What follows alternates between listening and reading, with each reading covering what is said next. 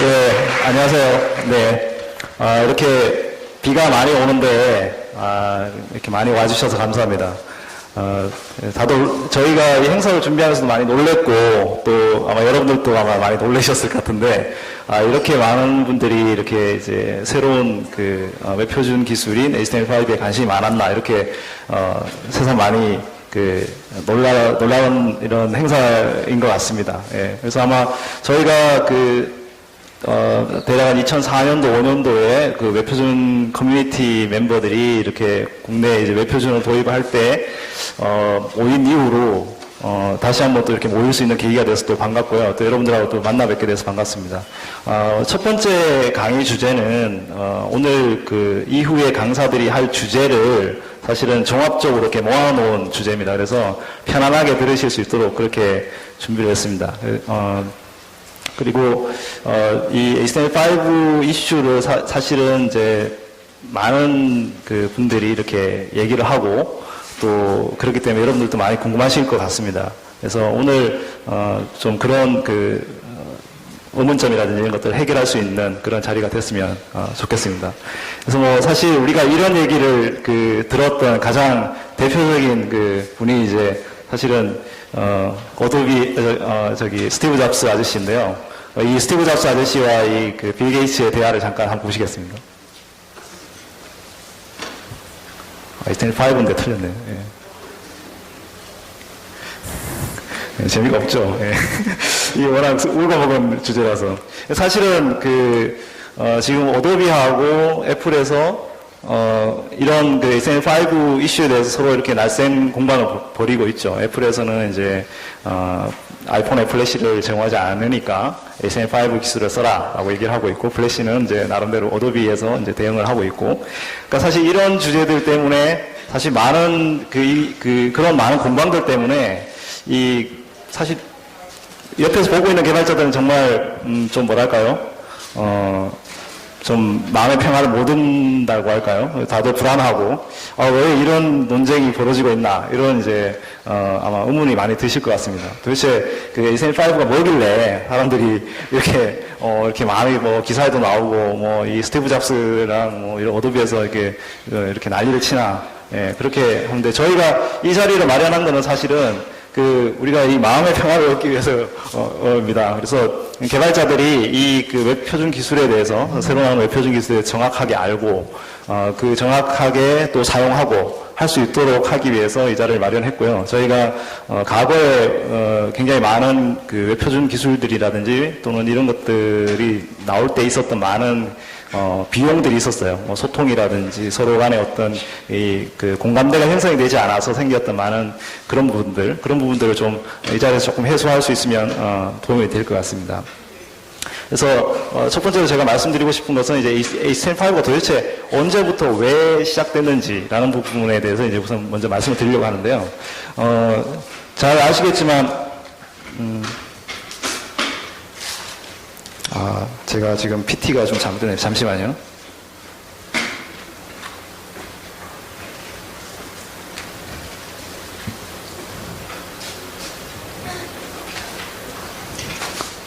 네, 죄송합니다. 네, 잘 아시겠지만, 우리가 95년도에 HTML이 처음 나와서 이제 웹이 참 시작을 했죠. 그러고 난 다음에 지금 HTML5 이슈가 나올 때까지 지금 보시면 대략 한 15년 정도의 기간이 있는데요. 그 사이에 좀 어떤 일이 벌어졌는가 조금 한번 리뷰를 한번 해보겠습니다. 먼저 이제 이 HTML5가 나오기 전에 옛날에 95년도에 HTML 2.0에서 3.0, 그 다음에 4.0, 그리고 4.01, 그리고 이걸 이제 XHTML 1.0까지가 대략 2000년대까지의 횡보입니다. 그래서 사실 HTML5가 나오기 전에 XML의 가장 최신 버전은 XML 4.01이고 XML 1.0이죠. 그래서 이게 2000년도, 99년도, 2000년도에 대부분 마무리되고, 지금 우리가 쓰고 있는 HTML의 대부분의 마크업은 그때 만들어진, 10년 전에 막 만들어진 걸 쓰고 있습니다. 그러니까 굉장히 오랜 갭이 지금 이제 존재하게 있는 거죠. 한 10년 정도의 갭이. 그 사이에 우리가 어떤 일이 있었나 잠깐 살펴보면은, 인터넷 익스플로러하고 넷스케이프의 브라우저 전쟁이 있었습니다. 아마 여러분들 중에 대부분들이 많이 기억을 하실 거고, 그 당시에 우리가 했던 일들은 되게 넷스케이프와 인터넷 익스플로러의 전혀 다른 마크업을 이렇게 분기해서 크로스 브라우징이라는 이름으로 처리하던 것들을 우리가 해왔거든요. 사실은 우리가 그때를 생각을 해보면 뭐랄까요, 고래 싸움에 새우등 트진 격이 된 거는 사실 웹 개발자들이죠. 사실 뭐 마이크로소프트 잘 됐고 넷스케이프도 돈 많이 벌고 사람들이 창업자들은 다 뭐 이렇게 돈 많이 벌고 그냥 끝났거든요. 근데 사실 여기 중간에 사이에 끼는 게 개발자들입니다, 여러분들. 그래서 웹 개발자들이 사실은 가장 많이 고생을 많이 하고 그 고생이 지금까지도 이어져 있죠. 예, 그때의 웹브라우저 전쟁의 유산이 아직까지 존재합니다. 그래서 우리가 이런 웹브라우저 전쟁이 있고 난 다음에 사실은 또 이제 살펴봐야 될 또 중요한 이정표가 2004년도, 5년도에 우리가 미국에서 시작돼서 뭐 국내에는 한 2006년도 정도부터 이제 웹 2.0이라는 바람이 많이 불었는데 잘 아시겠지만 블로그라든지 아니면 뭐 유저 컨텐츠들, 그 다음에 그 당시에 뭐 웹 표준 관련 이슈도 많았고, 많은 사실은 굉장히 많은 웹의 컨텐츠가 과거에는 정적으로 있던 컨텐츠가 동적으로 많이 바뀌면서 컨텐츠 생산량이 엄청나게 폭발적으로 증가했던 그런 시기였습니다. 그리고 그 당시에 이제 많은 컨텐츠들이 웹 표준으로 마크업이 되기 시작하면서 브라우저들, 다른 마이너 브라우저들, IE를 제외한 다른 마이너 브라우저들의 이제 성장도 그때부터 이제 시작이 됐죠. 또 하나의 이제 중요한 이정표라고 할 수 있는 것은 바로 이제 AJAX가 되겠습니다. 그래서 AJAX가 사실은 그렇게 뭐 중요한 뭐 이렇게 아주 독특한 기술은 아니지만 우리가 구글의 지메일이라든지 구글 맵스를 통해서 우리가 이제 AJAX 기반의 서비스들을 보게 됐는데 그 웹브라우저에서 마치 그 소프트웨어가 제공하는 유저 익스피리언스를 주고 그런 사용자 경험을 통해서 사용자들이 더 나은 서비스를 사용할 수 있게끔 됐던 것, 그것이 이제 2005년도, 6년도 이때의 시절이라고 할 수 있겠죠. 그래서 잘 안 되네요. 그래서 우리가 2005년도 시절을 잠깐 되돌이켜 보겠습니다. 2005년도 그때가 아까 제가 말씀드린 대로 웹 2.0과 AJAX가 이제 막 태동을 하던 시기였고, 그 당시에 이제 굉장히 마이너 브라우저였던 이 업체들, 그러니까 오페라라든지 모질라의 파이어폭스, 그 다음에 애플의 사파리 브라우저가 사실 2003년도에 시작이 됐기 때문에 뭐 2005년도면 그냥 버전 2.0인가요? 2.0이 나왔을 때인데요. 근데 이때 이제 웹에 대한 어떤 방향에 대해서 W3C에 있는 사람들하고 이 브라우저 업체들이 한번 의논을 했어요. 그런데 그 당시에 이제 W3C는 잘 아시겠지만 XML 기반의 이제 좀 견고한 XML 기반의 문서로 가는 그런 이제 표준을 많이 만들고 있었고, 브라우저 업체들 입장에서는 잘 아시겠지만 이제 웹 2.0이나 AJAX가 웹의 어떤 굉장히 많은 컨텐츠와 또 웹 애플리케이션을 적용해주는, 그리고 과거에 우리가 웹브라우저 전쟁에서 있었던 많은 유산들을 많이 어떻게든 해결을 해야 되는 상황이었기 때문에 그런 잔재들을 없애자라는 약간의 이견 차이가 이제 생기기 시작했죠. 그래서 그러고 난 다음에 이런 이견 차이가 사실은 W3C에서 이 브라우저 업체들이 밖으로 나와서 새로운 민간 표준화 기구를 만들게 되는데요. 그때 그것이 바로 이제 웹 하이퍼텍스트 어플리케이션 테크놀로지 워킹 그룹이라서 WHAT 워킹 그룹이라는 걸 만들게 됩니다. 사실은 이제 이렇게 함으로써 사실 W3C하고 이 브라우저 업체들이 이제 결별을 하게 됩니다. 근데 사실 이때 이 업체들이 사실은 뭐 굉장히 영향력이 있었나 하면 그렇지 않거든요. 실제로 이제 우리나라에 보면 현재 우리나라의 BI 브라우저 점유율이 대략 한 2% 정도 되거든요. 뭐 여러분들도 이제 아시는 분도 아시겠지만, 근데 그 당시에 2005년도에 전 세계 브라우저 점유율이 이 업체들이 다 합쳤을 때가 2% 정도 됐었어요. 그러니까 사실은 지금은 이 BI 브라우저 점유율이 전 세계적으로 뭐 한 30% 그리고 유럽 같은 경우 50%가 넘지만 지금 그 당시만 해도 그렇지 않았거든요. 그렇기 때문에 사실은 이 사람들이 만드는 어떤 표준화 단체라는 것을 사실 많은 사람들이 듣보잡이지 않냐, 저 마이너한 업체들이 뭐 만들어 봐야 되겠냐, 뭐 이런 이제 인식이 강했거든요. 근데 그 이후에 저희가 이 WHAT 워킹 그룹이 표준을 만들 때 했던 가장 중요한 뭐랄까요, 원칙이랄까, 그것은 뭐냐면 바로 개방이었거든요. 그 당시에 우리가 웹 2.0이라는 것이 한참 이렇게 붐업이 되고 있었던 상황이었기 때문에 모든 메일 리스트를 오픈하고 누구나 참여할 수 있게 하고 이 브라우저 벤더들만 만드는 것이 아니라 웹 개발자들이 다 같이 만드는 그런 표준을 만들려고 노력을 많이 했습니다. 그래서 여러분들이 HTML5 스펙을 혹시 보실 일이 있으시면 제일 마지막에 감사의 글 이렇게 해가지고 이렇게 사람 이름을 적어놓은 게 있습니다. 이렇게 지금 이게 대략 한 800명 가까운 사람 이름이 적혀 있는데요. 그게 대략 2004년도부터 2007년도까지 스펙에 참여해줬던 모든 웹 개발자들 명단입니다. 사실 이제 거기 보면 여기 제 이름도 있거든요. 저는 제가 저기서 한 일이 별로 없어요. 그냥 간단하게 제가 샘플 코드 하나 틀렸다고 메일로 알려주고 그 스펙을 고친 게 다거든요. 근데 그 당시에는 이 서로 간의 어떤 협력을 의해 가지고 많은 웹 개발자들이 그런 부분들을 다 얘기하고 그렇게 했습니다. 그래서 사실 이 HTML5 스펙은 지금 사실은 뭐 구글이나 애플이라는 업체가 이렇게 막 앞으로 내보내면서 사람들이 이렇게 마케팅을 막 하고 이래서 그렇지 실제로 이 표준이 처음 만들어질 때는 실제로 개발자들에 의해서 개발자들을 위한 그런 표준이었다. 이렇게 좀 잘 알아주셨으면 좋겠다는 생각이 듭니다. 이게 굉장히 중요한 사항이거든요. 왜냐하면 개발자들이 이 표준 때문에 피곤해하면은 그거는 이 표준이 원하는 바가 아니기 때문에 여러분들이 좀 그걸 잘 알아주셨으면 좋겠고요.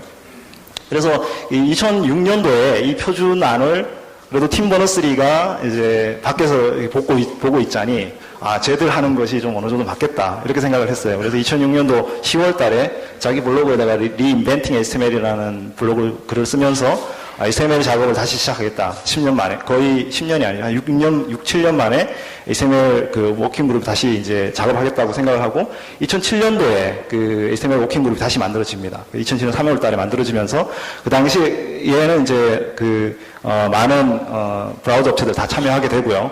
그리고 이제 그때까지만 해도 이렇게 넉넉히 보고 있었던 마이크로소프트도 그때 참여를 합니다. 그래서 잘 아시겠지만 2007년도가 MS가 이제 i7을 이제 한참 만들고 이제 릴리스를 하고 있던 그런 시점이었기 때문에 그렇게 참여를 했고요. 근데 보다 좀 특이한 사항은 뭐냐면 W3C가 사실은 잘 아시겠지만 회원사 위주로 돼 있는 표준화 기구입니다. 그래서 여러분들 같은 웹 개발자가 사실은 들어가서 의사결정을 할 수가 없어요. 그래서 WHAT 워킹그룹에서 원했던 게 뭐냐면은 누구나 참여할 수 있게 해달라. 불가능한 거의 요청인데 W3C에서 그걸 받아들였습니다. 그래가지고 각 워킹그룹에 Invited Expert라는 제도가 있는데 한두 명 정도 워킹그룹에 넣게 되는데 그 당시에 저희 생각에 한 600명 정도의 외부 개발자들이 저 워킹그룹에 참여를 했습니다. 지금도 한 400분 정도가 남아 계셔서 여전히 이렇게 그러니까 투표를 하거나 할 때 이제 참여를 하고 계시거든요. 그리고 아까 제가 말씀드린 WHAT 워킹그룹이 사라진 게 아니고요. 여전히 존재합니다. 그리고 각 W3C에서 HTML 워킹그룹에서 작업하는 거랑 WHAT 워킹그룹에 작업하는 것이 동시에 진행이 되고 있어서 여러분들이 원하시면은 WHAT 워킹그룹 메일리스트에 가입하셔가지고 의견을 주실 수 있습니다. 그리고 실제로 W3C에서도 2007년도부터 좀 바뀌어가지고 메일리스트가 전부 다 퍼블릭으로 바뀌었어요.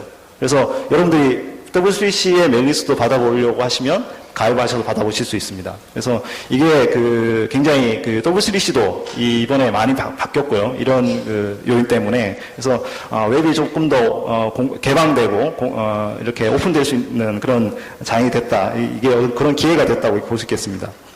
그래서 HTML5의 목적을 좀 잠깐 이제 살펴볼 텐데요. 죄송합니다. HTML5 스펙입니다, 이게. 대략 출력을 하면 한 800페이지 정도 되거든요. 그래서 여러분들이 출력을 해서 괜히 읽어보실 필요가 없습니다, 이거는. 읽어보실 필요 없고, 그리고 HTML5 스펙에 있는 이 앞에 있는 첫 문구만 여러분들 기억하시면 되고, 이거는 여러분들이 읽어보실 필요가 없어요, 실제로. 또 표준안이 어렵기도 하고, 실제로 이것은 웹브라우저 개발자를 위해서 쓰여진 거지, 웹 개발자를 위해서 쓰여진 게 아니기 때문에 보실 필요가 없고요. 대신 이제 앞에 있는 첫 글자를 보시면, 우리가 HTML5라고 얘기를 하니까 XHTML이 사실은 없어지는 게 아니냐, 이렇게 많이 얘기하시거든요. 근데 그렇지 않고, 이 HTML5는 XHTML도 여전히 지원을 한다라는 부분을 아시면 될 것 같고요.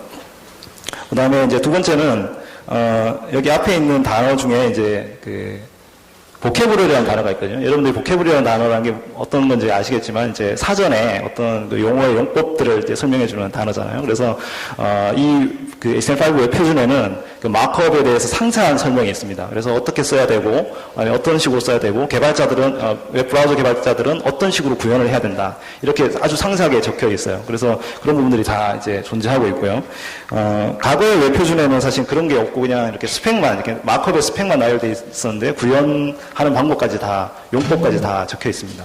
그리고 이제 Associated API라고 해서 웹 애플리케이션, 앞에 보캐브러리가 웹 문서를 위한 거였다고 하면 이 뒤에 있는 Associated API는 웹 애플리케이션을 조금 더 쉽고 빠르게 생산성 있게 만들게 하기 위한 표준이라고 보시면 되겠습니다. 그래서 이것을 이제 이 HTML5를 한 줄로 이렇게 요약하면 이렇게 설명을 드릴 수 있겠습니다. 그래서 가장 첫 번째로 한 이런 일이 뭐냐면 개발자들이 지금까지 아까 그 웹브라우저 전쟁 이후에 브라우저들이 굉장히 많고 그 웹표준을 구현하는 방법도 다르고 이렇기 때문에 많은 어떤 어려움이 개발하는 데 어려움이 있거든요. 그런 어려움들을 좀 줄이고 또 코드를 짜는 데 있어서의 생산성을 높이게 하는 것들인데요. 간단하게 몇 가지만 예를 보여드리겠습니다. 첫 번째 예는 이제 그 마크업을 만약에 이렇게 이제 HTML이 이제 마크업이 이렇게 좀 약간 잘못된 마크업이긴 하지만 이렇게 뭐 누구나 이렇게 쓸 수 있으니까요. 이렇게 썼을 때 실제로 브라우저 업체들은 조금씩 다르게 표현을 합니다. 그래서 지금 파이어폭스하고 사파리 같은 경우는 도움을 그릴 때 이런 식으로 그리고요. 제가 뭐 상세하게 설명을 안 드리겠습니다만은 그다음에 인터넷 익스플로러는 이제 이런 식으로 그리고 오페라는 또 이렇게 그리죠. 그래서 각자 이렇게 도움 를 하거나 아니면은 클래스에 설정할 때 이게 틀리게 되는데 이런 부분들을 다 일일이 그 예외 사항과 에러 처리를 다 스펙 안에 명시를 해놨습니다. 그래서 HTML5의 어떤 마크업을 쓰게 되면 그 독타입을 쓰게 되면은 이런 표준들을 새로운 파싱 방법을 통해서 이런 부분을 다 고칠 수 있도록 그렇게 스펙에 명시되어 있고요.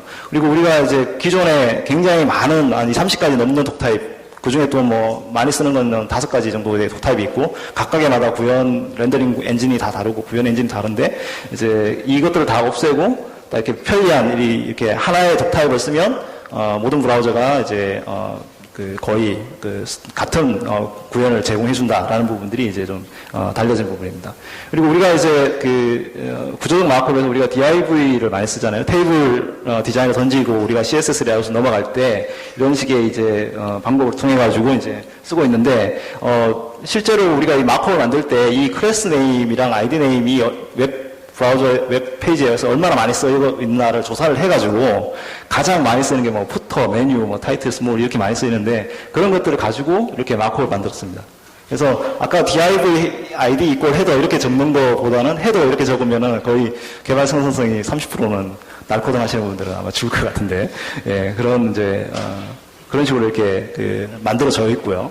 그러니까 코드를 이렇게 스펙을 그냥 만든 게 아니고 여러분들이 이렇게 시간이 어떻게 하면 시간이 좀 줄고 그래서 퇴근도 좀 일찍 하고 집에 좀 빨리 갈 수 있겠나 이런 것들을 많이 고민을 했다고 보시면 되겠습니다.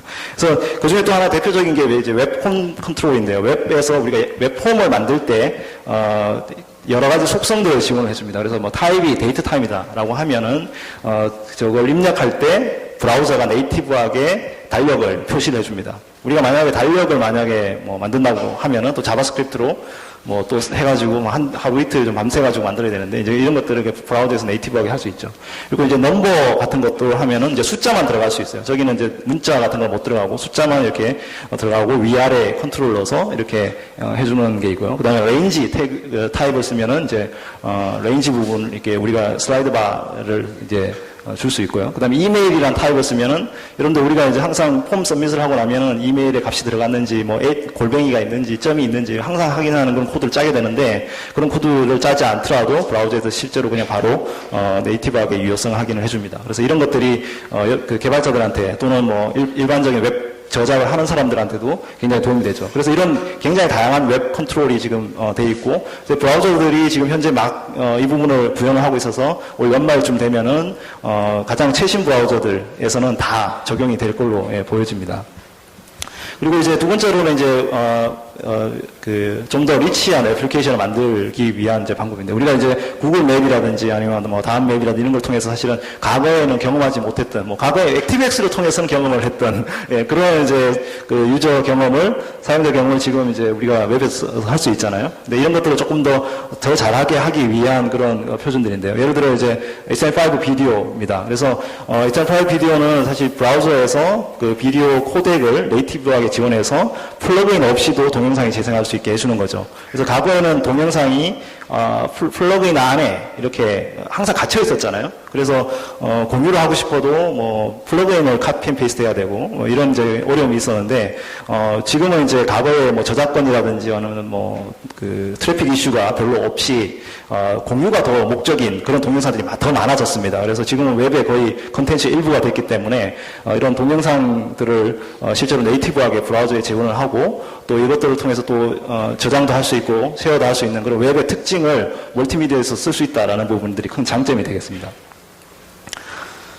그 다음에 이제 두 번째는 이제 캔버스라고 하는 부분인데요. 캔버스 태그를 쓰면서 우리가 2D 그래픽스를 브라우저에서 마크업으로 구현을 하는 거죠. 자바스크립트와 마크업으로 구현을 하게 되는데, 그래서 예를 들어 우리가 지금 현재 그 많은 웹페이지들이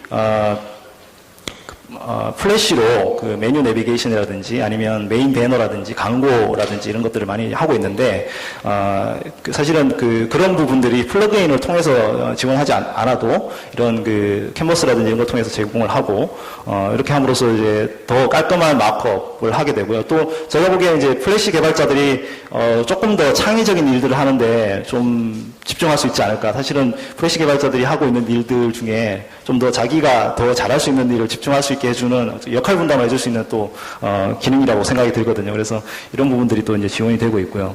또 이제 하나는 이게 이제 웹GL이라고 하는 건데 이제 그 3D를 지원을 해주는 겁니다. 그래서 아마 이 그 샘플 한번 보셨을 분이 계실 것 같은데요. 이게 브라우저 안에서 지금 케이크를 실행을 한 건데 구글에서 만드는 거죠.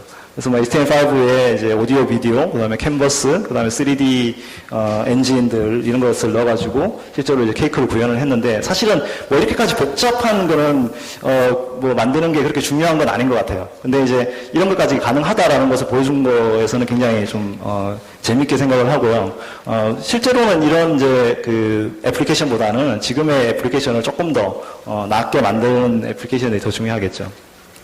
그래서 이런 부분들이 이제 존재하고, 또 한 가지는 이제 웹워커라고 하는 또 표준들이 있습니다. 이 표준은 뭐냐면, 우리가 이제 그 자바스크립트를 처리하다 보면은 도움 프로세싱을 하거나 아니면 자바스크립트 처리량이 너무 많아가지고 항상 응답 없음 뭐 이런 걸 보거나, 아니면은 이제 스크립트 처리량이 너무 많아서 이제 중지하겠습니까? 이렇게 물어보는 창을 이제 가끔 보게 되는데, 이게 사실 뭐냐면 브라우저가 이렇게 이게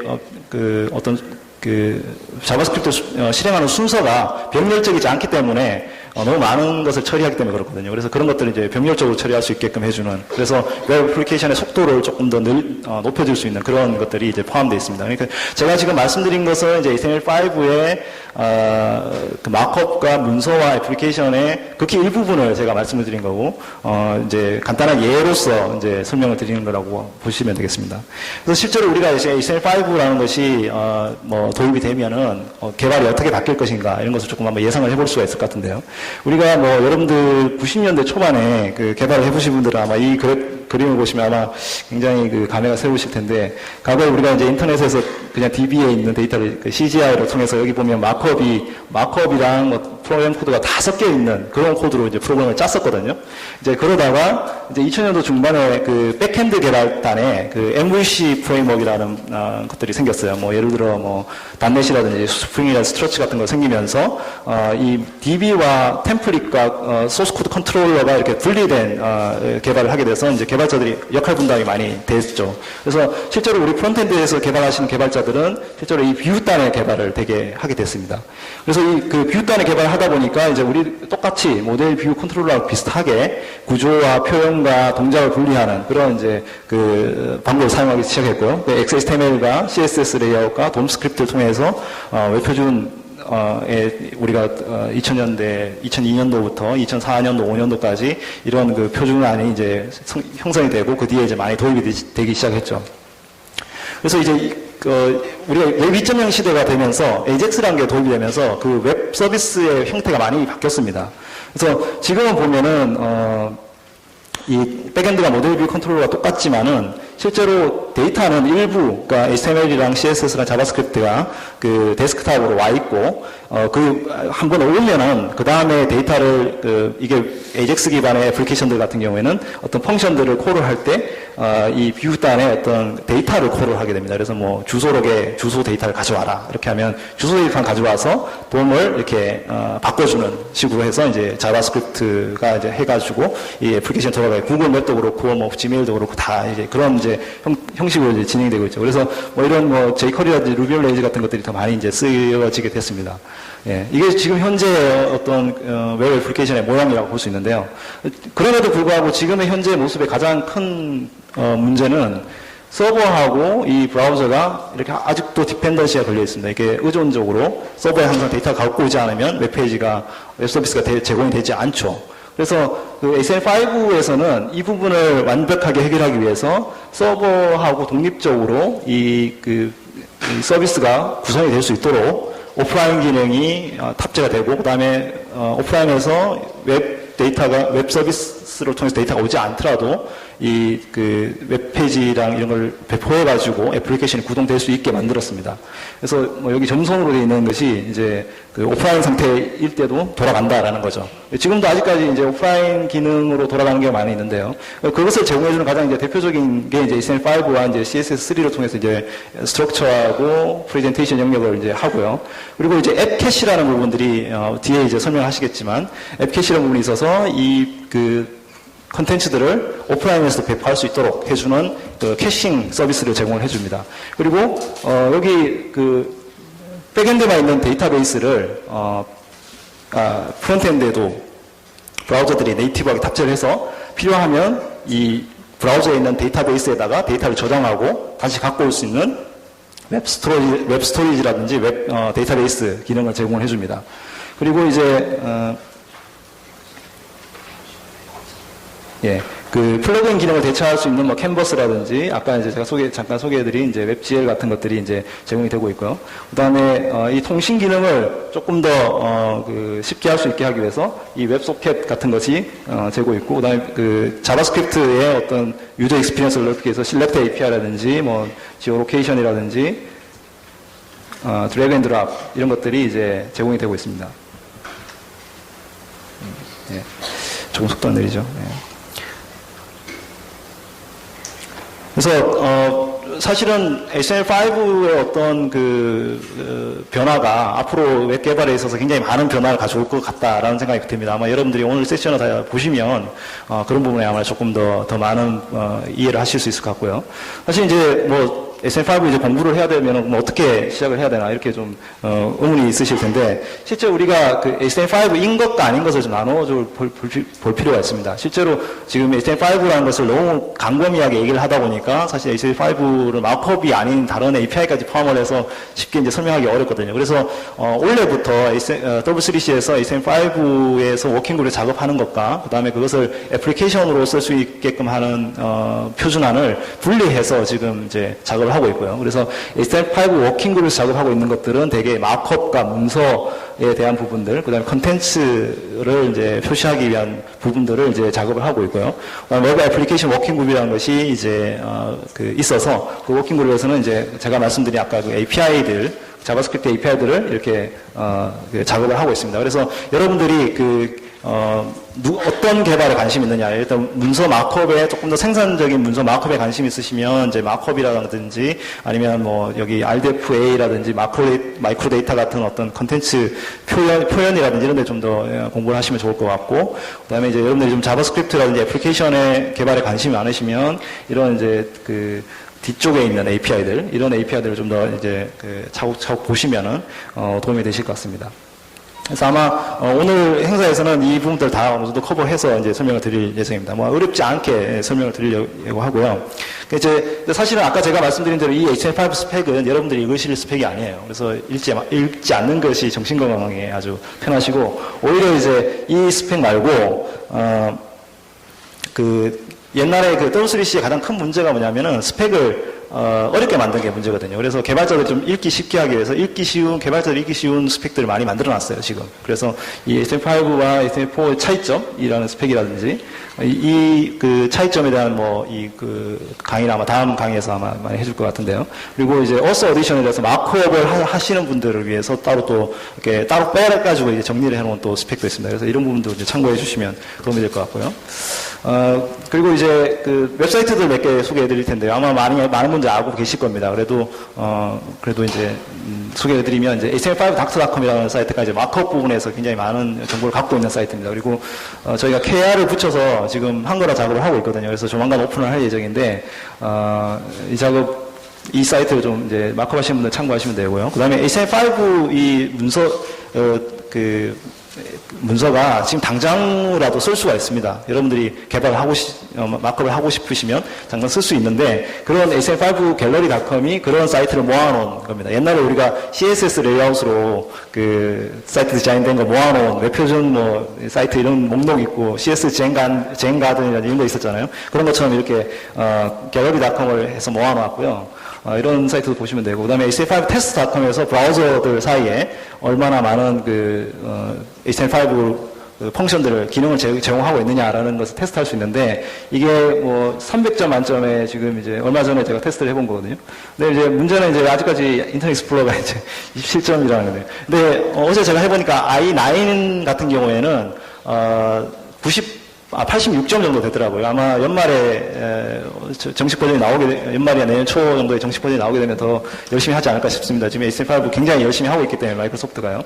그래서 잘 될 것 같고요. 또 이제 이런 모더나이저라는 이제 자바스크립트 같은 게 있어요. 그래서 이런 것을 사용을 하면 그 다른 옛날 브라우저에서 HTML5 펑션들을 자바스크립트를 보정을 해주는 또 기능을 제공해주기도 합니다. 그래서 이런 것을 사용하시면은 브라우저 호환성을 맞춰주면서도 HTML5 마크업을 해보실 수 있으실 것 같습니다.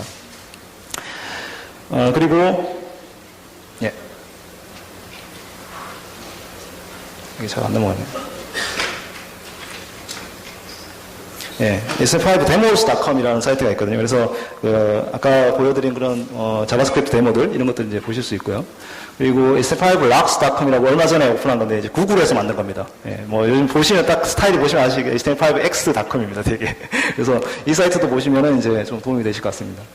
예, 구글에서 이제 사이트 오픈을 해가지고. 그리고 이제 모질라 커뮤니티에서 모질라 쪽에 HTML5 기능이라든지 새로운 웹 표준 기술들을 이제 그 블로깅을 해주는 헥스 모질라 ORG라는 그 사이트가 있는데, 이것은 한국어 버전으로 저희가 제공을 하고 있습니다. 그래서 여러분들이 컨텐츠를 좀 보시면 도움이 되실 것 같고요. 데모들도 많고요. 그리고 오늘 지금 책이 조금 이제 비도 오고 그래가지고 제공이 좀 늦게 돼서 늦게 아마 도착을 할 것 같은데, 저희가 이 강사들이 HTML5 가이드라는 책을 책은 아니고 그냥 아주 간단한 문서를 썼습니다. 근데 이제 인쇄를 했더니 책이 200페이지 정도 되더라고요.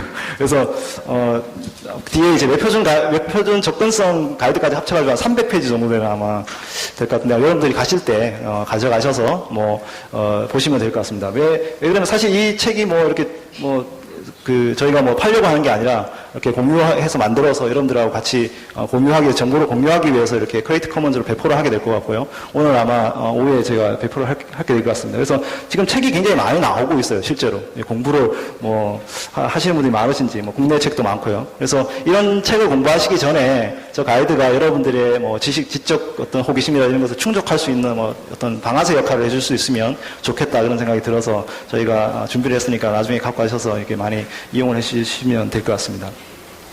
사실 가장 좋은 거는 이렇게 배우는 겁니다, 사실은. 카피 앤 페이스트에서 이게 웹이, 제가 이게 농담이 아니고 웹이 이것 때문에 가장 좋은 겁니다. 우리가 많은 사람들이 개발에 참여해서 다른 사람들이 만든 것을 보고 그렇게 해서 조금 더 창조하고, 그리고 다른 사람의 컨텐츠를 저장하고 다시 가서 읽을 수 있고, 그렇게 정보 접근성이 늘어나는 것이 웹의 가장 성공 요인이거든요. 그러니까 웹은 항상 웹에 있는 모든 컨텐츠라든지 어떤 정보라든지 이런 것들은 항상 열려 있어야 돼요. 열려 있음으로써 그것이 더 많은 사람들한테 혜택을 주게 되거든요. 지금 여러분들은 당장 이렇게 정보가 많지만 아프리카나 남미나 이런 열악한 나라에 있는 웹 개발자들 한번 생각해 보십시오. 이런 사람들을 위해서라도 거기는 책도 없고 아무것도 없어요. 그냥 뭐 노트북도 잘 없고 와이파이도 잘 안 됩니다.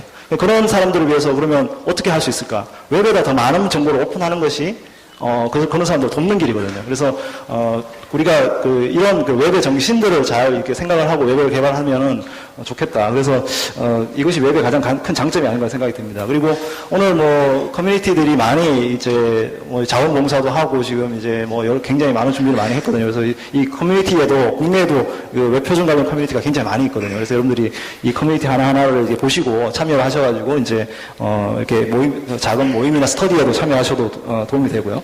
그리고 이제 저희가 적부에서도 이 웹 접근성 포럼이라는 것이 있어서 이제 이런 걸 통해서 접근성 부분을 이제 처리를 하고 있고, 그다음에 브라우저 업체들도 국내에 굉장히 어려운 환경이 있기 때문에 액티브엑스 컨트롤이라든지 이런 문제 때문에 이제 굉장히 어려운 환경이 있기 때문에 브라우저 벤더들이 모여가지고 항상 매년 미래 웹 포럼이라든지 이런 것들을 하고 있거든요. 그래서 그런 행사들 아마 참여하신 분들 계신 것 같은데 오셔서 이렇게 참여해 주시고 그러면 좋을 것 같습니다. 그래서 뭐 간단하게 시간이 조금만 더 쓰면은 이제 마지막 세션에 있는 것들도 브리핑을 좀 해드려야 되니까 모바일 쪽을 잠깐 언급을 해보면, 사실 HTML5가 가장 지금 현재 여러분들이 접근을 한다고 하면 가장 쉽게 접근할 수 있고 빨리 접근할 수 있는 방법이 바로 모바일 쪽이거든요. 그래서 모바일 쪽을 보시면 이 구글이 사실은 2008년도 2009년도인가요? 2009년도부터 HTML5에다 목숨을 걸었죠. 그래서 작년 2009년도 키노트에 나와서 이 구글 CTO가 자기네 제품 선전할 생각을 안 하고 HTML5를 선전을 했죠. 그래서 이 팀 오라이리 아저씨가 야, 구글이 HTML5에다 베팅을 했구나 라고 이제 많이 얘기를 합니다. 물론 이제 애플도 그 뒤에 이제 나섰는데, 이 아저씨가 이제 그 해에 모바일 빛 컨퍼런스라는 데 가가지고 7월 달에 뭐라고 얘기했냐면 앱스토어가 미래가 아니다, 이렇게 얘기를 했거든요. 사실은 그 당시에 여러분들도 작년 기억하시죠?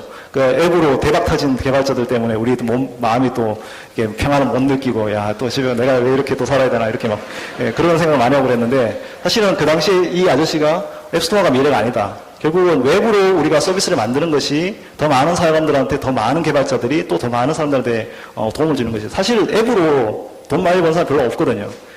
여러분들이 애플의 아이애드라는 것을 아실 텐데요. 아이애드가 앱에 있는 광고 플랫폼인데요. 왜 그걸 만들었을까 생각해 보십시오. 많은 사람들이 돈을 못 벌기 때문에 그러는 거죠. 예. 그게 무슨 구글의 광고 시장을 견제하기 위해서 만들었다기보다는 사실은 앱 스토어의 어떤 지속성을 유지하기 위해서 많은 개발자들이 어느 정도의 어떤 레베뉴를 가져갈 수 있게끔 하기 위해서 아이애드라는 걸 만들게 된 거거든요. 그래서 사실은 모바일 쪽에서는 지금 많은 뒤에 이제 권정희님께 소개해 주시겠지만은 많은 브라우저들이 실제로 모바일 쪽에 HTML5는 많이 적용이 되어 있고, 아이폰이나 안드로이드 폰에서는 이미 크롬이라든지 사파리가 들어와 있기 때문에 여러분들이 웹 애플리케이션을 만들 때 굉장히 쉽게 만들 수 있습니다. 많은 중요한 기능들은 다 도입이 되어 있고, 실제로 전 세계적으로도 보면은 아이폰이라든지 이 안드로이드의 어떤 시장 성장세가 OS 성장세가 굉장히 높거든요. 그래서 이런 부분들이 굉장히 뭐랄까요, 희망적이다 이렇게 보고요. 그래서 어떤 오라일리 레이더에 왜 HTML이 갑자기 인기가 끄나라는 어떤 글에 보면은 어떤 개발자가 이렇게 얘기를 했답니다. 저희가 CSS3랑 데이터베이스 API랑 jQuery 갖고 HTML5 애플리케이션 만들어 보니까 내가 이 바보 같은 오브젝트-C 애플리케이션을 왜 만들고 있는지 참 한심스러웠다, 이런 이제 얘기를 적었답니다. 그래서 여러분들 같은 웹 개발자가 실제로 새로운 모바일 앱 시장이라든지 아니면 애플리케이션에서 실제로 주인공이 될 수 있다라는 얘기가 될 수 있겠죠. 그래서 과거에는 우리가 모바일에서도 이런 통신이라든지 데이터 처리에서 병목 형상이 있었지만, 아까 제가 말씀드렸듯이 디바이스 안에 실제로 웹 로컬 스토리지를 가지면서 싱크도 하고 데이터 싱크도 하고 하면서 이제 새로운 어떤 혁신을 애플리케이션 혁신을 만들 수 있게 된 것이 HTML5의 새로운 성과라고 볼 수 있겠습니다. 그래서 이제 가장 남아있는 하나의 이제 문제는 뭐냐면, 이제 디바이스에서 카메라라든지 아니면 블루투스라든지 이런 것을 조작하는 거거든요. 지금 현재 구글에서 그 구글 크롬 OS 기반의 넷북을 지금 만들고 있고, 많은 W3C라든지 본디라든지 이런 데서 디바이스 API라는 표준을 만들고 있어요. 그래서 노트북이라든지 아니면은 여러분들 핸드폰에 있는 디바이스를 자바스크립트로 핸들을 해가지고 카메라를 켜라, 뭐 카메라를 꺼라, 카메라 사진을 찍어라, 뭐 이런 것들을 실제로 브라우저에서 할 수 있게끔 하는 네이티브 디바이스 API들을 지금 준비를 하고 있는 중입니다. 그래서 그것이 되면 또 이제 많이 바뀔 것 같다는 생각이 들고요. 그래서 HTML5, CSS3, 뭐 앱스캐시, 뭐 데이터베이스 API 이런 걸 통해서 애플리케이션을 만들면은 실제로 이제 올 하반기부터 아마 크롬에서 웹스토어, 아마 이게 구글 안드로이드라든지 아니면은 이제 크롬 OS에 아마 탑재되는 애플리케이션들이 될 텐데, 크롬 이제 웹스토어라든지 모바일에 이제 아이애드 같은 데서도 이제 아이애드가 여러분들 아시겠죠? HTML5의 기술을 쓰잖아요. 왜냐하면 아이폰에서는 플래시가 안 되니까, 예, 그 플래시의 기능을 내려면 사실 HTML5 기능을 쓸 수밖에 없습니다. 그래서 이런 어떤 그 애플리케이션을 만들거나 아니면 서비스를 할 때, 광고 서비스라든지 이걸 할 때 많은 도움이 될 것 같습니다. 근데 가장 중요한 것은 뭐냐면은 변화를 이끌려면 많은 사람들이 서로 얘기를 많이 해야 됩니다. 지금 이제 우리 HTML5 그 컨퍼런스를 하니까 굉장히 많은 분들이 와주셨거든요. 사실 대단한 겁니다. 왜냐하면 우리나라가 아직까지 BI 브라우저 점유율이 2%밖에 안 돼요. 전 세계적으로 다 30%가 넘지만. 그런데 우리 많은 개발자들이 이렇게 오셔가지고 열심히 배우려고 하시는 것이 굉장히 큰 뭐랄까요, 우리나라 개발자들의 능력이랄까요, 잠재력이랄까요, 이런 거가 있고요. 사실은 여러분들이 많이 이런 것을 알려서 좀 어렵겠지만 애플리케이션을 만들어서 고객들한테 좀 더 좋은 서비스를 해줌으로써 고객들이 브라우저를 업그레이드를 하고 그렇게 해줄 수 있거든요. 단순히 그냥 i6 없애달라고 이렇게 얘기할 게 아니라 좀 더 좋은 애플리케이션이랑 서비스를 만들어주면 고객들은 자동적으로 이렇게 업그레이드를 하게 되거든요. 그리고 지금의 변화 상태를 보면은 굉장히 빠른 변화가 이제 오고 있고, 이런 부분들이 좀 그 향후에 변화에 굉장히 많은 영향을 미칠 것이다, 이런 생각이 듭니다. 그래서 많이 이렇게 얘기를 하고 또 하면은 이제 결국 실현이 되지 않을까, 이런 생각이 들고요. 여러분들이 좀 더 많이 이제 공부하시고, 여러분들 아마 선구자의 역할을 하실 수 있을 것 같은데요. 그렇게 좀 해주셨으면 하는 생각이 듭니다. 그래서 오늘 제가 한 발표는 이제 이 정도로 마치고, 혹시 이제 저희가 질문 세션이 따로 갖고 있지는 않거든요. 그래서 질문은 트위터 쓰시는 분 계시면은 이제 HTML5KR이라는 해시태그로 질문을 올려주시면은 저희가 강사들이 보고 나중에 Q&A를 할 때 좀 도움이 될 것 같고요. 그리고 뭐 저한테 질문하시려면 이제 이쪽으로 해주시면 되겠습니다. 뭐 더운 이 강의장 안에서도 이렇게 열심히 경청해 주셔서 감사하고요. 오늘 하루 종일 좀 유익한 시간이 되셨으면 좋겠습니다. 예, 감사합니다.